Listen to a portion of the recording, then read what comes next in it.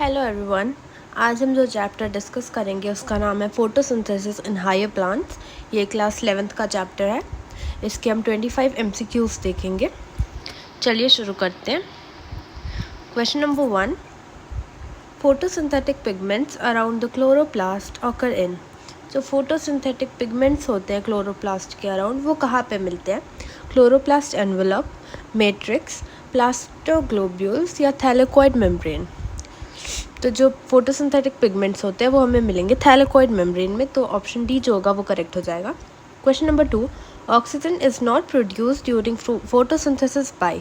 जो ऑक्सीजन होता है वो किसके फोटोसिंथेसिस के एंड प्रोडक्ट में नहीं मिलता है? Nostoc, cycas, green sulphur bacteria या फिर कारा। तो जो ग्रीन सल्फ़र बैक्टीरिया होता है उसमें हमें ऑक्सीजन नहीं सल्फ़र मिलेगा।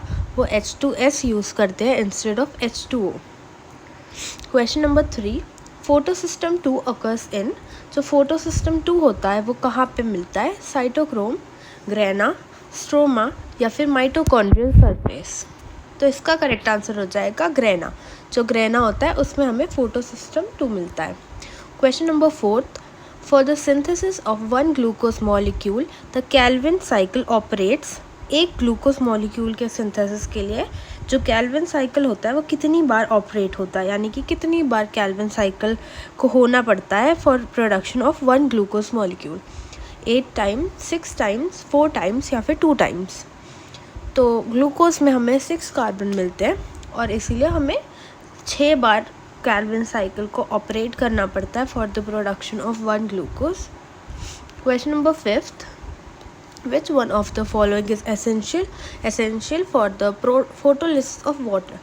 इनमें से कौन सा जो एलिमेंट है वो एसेंशियल है फोटोलिसिस ऑफ वाटर के लिए, यानी कि वाटर के फोटोलिसिस के लिए, तोड़ने के लिए कौन सा जो एलिमेंट है वो इम्पॉर्टेंट है? बोरॉन, जिंक, मैंगनीज या कॉपर। तो जो मैंगनीज होता है वो हेल्प करता है in photolysis of water. Question number 6, chlorophyll a occurs in. जो क्लोरोफिल ए होता है वो हमें किस किस में मिलता है? All plants except fungi, all oxygen liberating autotroph, in all higher plants, all photosynthetic autotrophs. तो इसका करेक्ट ऑप्शन हो जाएगा ऑल ऑक्सीजन लिबरेटिंग ऑटोट्रोफ्स। इनमें हमें मिल जाता है chlorophyll a. Question number 7, PGA as the first CO2 fixation product was discovered in the photosynthesis of। जो PGA होता है हमारा वो हमें फर्स्ट CO2 फिक्सेशन प्रोडक्ट किस में डिस्कवर हुआ था? एल्गा, एंजियोस्पर्म, ब्रायोफाइट या फिर जिम्नोस्पर्म में। तो जो एल्गा होता है उसमें हमें सबसे पहले मिला था PGA as the first CO2 fixation product। Question number 8, Which of the following is not a product of the light reaction of photosynthesis। जो लाइट रिएक्शन होता है इनमें से कौन सा उसका प्रोडक्ट नहीं है? ऑक्सीजन, NADH, NADPH या फिर ATP। तो इसका करेक्ट ऑप्शन जाएगा NADH जो होता है वो हमें नहीं मिलता है लाइट रिएक्शन के प्रोडक्ट के लिए। Question number 9, in Hatch and Slack pathway the primary carbon dioxide acceptor is phosphoenolpyruvate, phosphoglyceric acid, oxaloacetic acid या फिर रुबिस्को। तो इसमें हमें बताना है जो हैच एंड स्लैक पाथवे होता है उसमें जो प्राइमरी कार्बन डाइऑक्साइड एक्सेप्टर है वो क्या है? हैच एंड स्लैक पाथवे जो होता है वो हमारा C4 पाथवे भी उसे हम बोलते हैं। तो इसमें प्राइमरी CO2 एक्सेप्टर कौन है? तो इसका करेक्ट ऑप्शन हो जाएगा फॉस्फोइनोल पायरुवेट। ये जो होता है हमारा प्राइमरी CO2 एक्सेप्टर हो जाएगा। Question number 10, chemiosmotic theory of ATP synthesis in the chloroplast and mitochondria is based on। जो हमारा chemiosmotic theory है ATP synthesis का दोनों क्लोरोप्लास्ट और माइटोकॉन्ड्रिया में, वो किस पे बेस्ड है? क्या इसका प्राइमरी फोकस है जिसके हिसाब से हम इसे पता करते हैं? तो ऑप्शन है proton gradient, accumulation of potassium ion, accumulation of sodium ion, membrane potential. तो इसका करेक्ट आंसर हो जाएगा प्रोटॉन ग्रेडियंट, यानी कि डिफरेंस जो होता है प्रोटॉन का दोनों इनर और आउटर मेम्ब्रेन में या बाहर या अंदर, उसके हिसाब से ही हमने केमियोस्मोटिक थ्योरी ऑफ ATP सिंथेसिस बनाया है। Question number 11. A process that makes an important difference between C3 and C4 plant is. ऐसा कौन सा प्रोसेस है जो एक important difference बताता है C3 और C4 प्लांट में? Photo respiration, photosynthesis, transpiration, glycolysis. तो जो फोटो रेस्पिरेशन है वो इसका करेक्ट आंसर हो जाएगा, क्योंकि C4 में हमें फोटो रेस्पिरेशन नहीं मिलता है, सिर्फ C3 में मिलता है. Question number 12. Which element is located at the center of the porphyrin ring in chlorophyll? Chlorophyll के सेंटर में हमें कौन सा एलिमेंट मिलता है? मैग्नीशियम, मैंगनीज, पोटेशियम या कैल्शियम? तो इसका करेक्ट आंसर हो जाएगा मैग्नीशियम, जो है वो हमें रिंग के सेंटर में मिलता है. Question number 13. Stroma is the chloroplast of higher plants contain. Stroma जो होता है क्लोरोप्लास्ट में, उसमें हमें क्या मिलता है? Light independent reaction enzymes, ribosome, chlorophyll या फिर लाइट डिपेंडेंट रिएक्शन एंजाइम? तो इसका करेक्ट आंसर हो जाएगा ए, यानी कि लाइट इंडिपेंडेंट रिएक्शन एंजाइम्स हमें मिलते हैं क्लोरोप्लास्ट के जो स्ट्रोमा है उसमें, हायर प्लांट्स में. Question number 14. CAM helps the plant in. जो कैम पाथवे होता है वो हेल्प करता है प्लांट को किस में? Reproduction, disease resistance, secondary growth या फिर conserving water.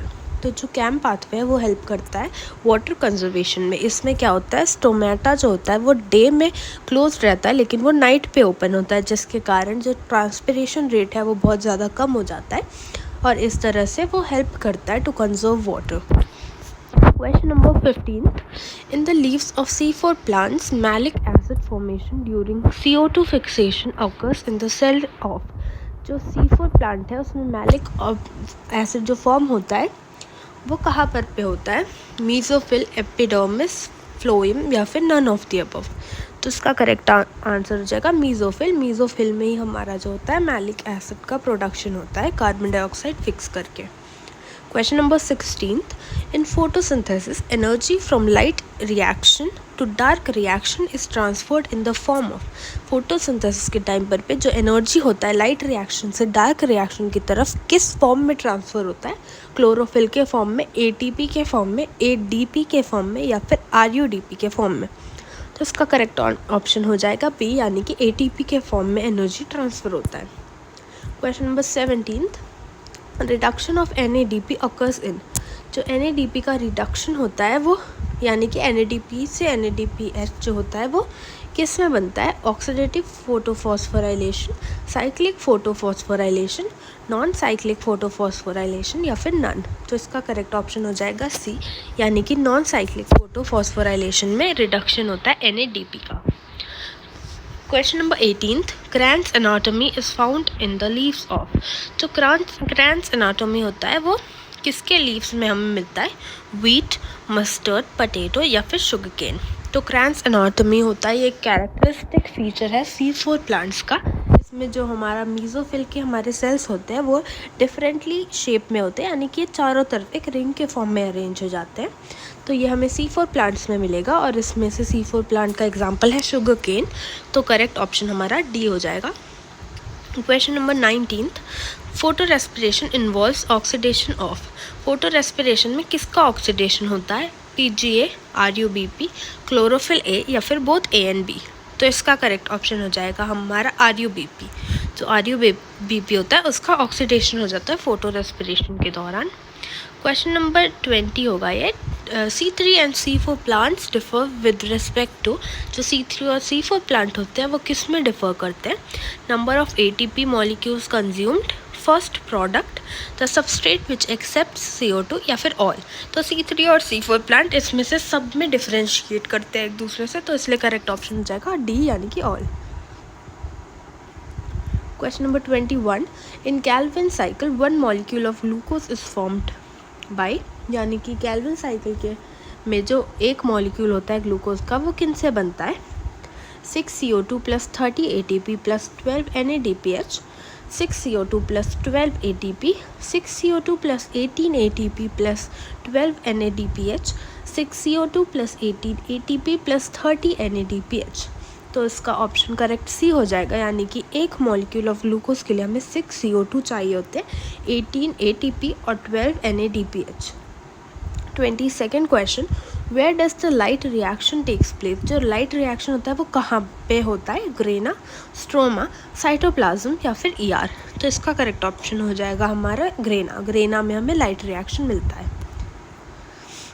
Question number 23, maximum photosynthesis occur in, जो फोटोसिंथेसिस सबसे ज़्यादा किस में होता है, blue light, red light, white light या फिर ग्रीन लाइट। तो इसका करेक्ट ऑप्शन हो जाएगा रेड लाइट में हमें मैक्सिमम फोटोसिंथेसिस मिलता है। Question number 24, the first acceptor of CO2 in C4 plant is, जो C4 प्लांट में फर्स्ट एक्सेप्टर CO2 का कौन सा होता है, aspartic acid, malic acid, oxaloacetic acid या फॉस्फोइनॉल पायरुवेट। तो इसका करेक्ट ऑप्शन हो जाएगा हमारा D यानी कि फॉस्फोइनॉल पायरुवेट। 25 यानी कि लास्ट क्वेश्चन देखते हैं। The first product of C4 pathway is, C4 pathway का फर्स्ट प्रोडक्ट कौन सा है, PGA, DHAP, ऑक्सैलोएसिटेट या फिर फॉस्फोइनॉल पायरुवेट। तो इसका करेक्ट ऑप्शन हो जाएगा ऑक्सैलोएसिटेट, जो है वो फर्स्ट प्रोडक्ट होता है C4 पाथवे का, यानी कि ऑप्शन C जो है वो करेक्ट हो जाएगा। तो दीज वर द 25 क्वेश्चंस जो हमने डिस्कस किया आज। Thank you so much for watching.